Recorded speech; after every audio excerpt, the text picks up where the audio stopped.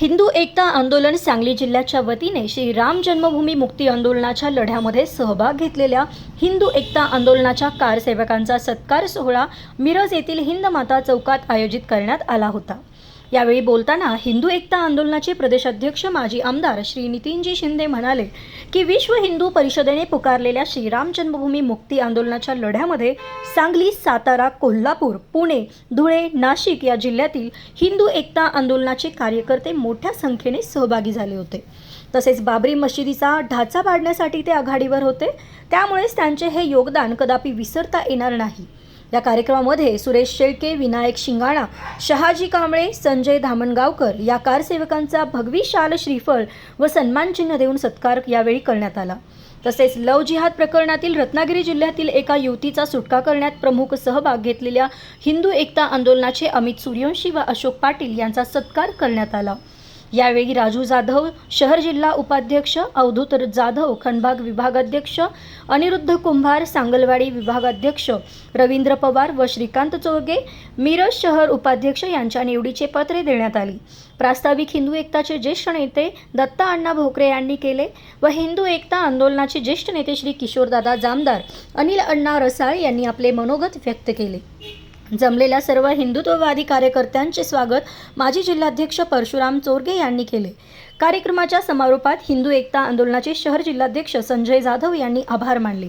यावेळी विष्णुपंत पाटील, पैलवान विजय टोने, अमित सूर्यवंशी, अशोक पाटील, श्रीनिवास नाझरे, सोमनाथ गोटखिंडे, राहुल जाधव, प्रकाश भोसले, मोहन वनखंडे सर, दिगंबर जाधव, शिवाजी दुधाळ, सूर्यकांत शेंगणे, शशिकांत वाघमोडे, बाळासाहेब मुठेकर, डॉक्टर भालचंद्र साठे, मोहन वाटवे आदी उपस्थित होते।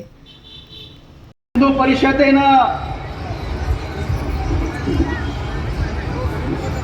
हाक दिली आणि त्या आंदोलनामध्ये राष्ट्रसंघ, हिंदू एकता, विश्व हिंदू परिषद, बजरंग दल, शिवसेना, अनेक हिंदुत्ववादी संघटनांनी त्यामध्ये भाग घेतला आणि ते आंदोलन आज यशस्वी झालं।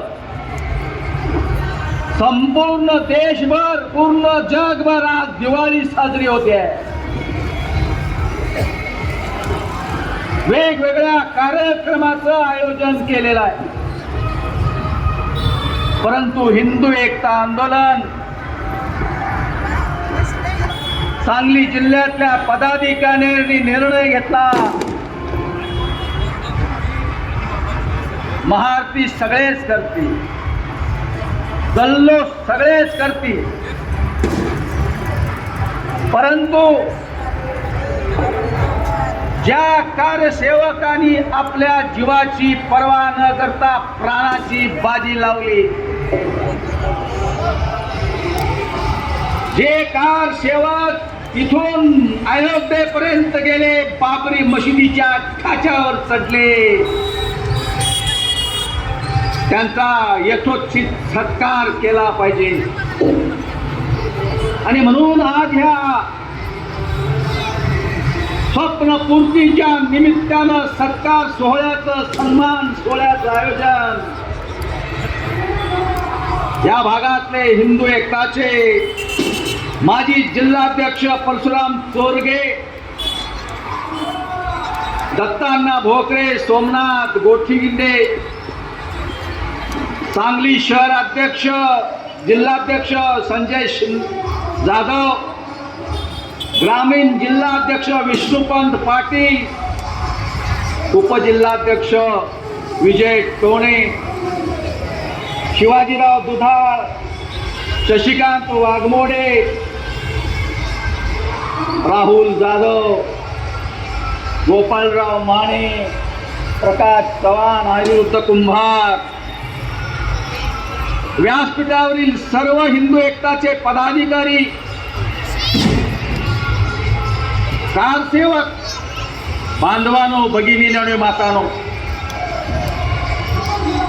आज जे अयोध्येमध्ये राम मंदिर उभा राहिलं, त्या राम मंदिरामध्ये ज्या मूर्तींची प्रतिष्ठापना झाली त्या आंदोलनामध्ये हिंदू एकता आंदोलन हे आघाडी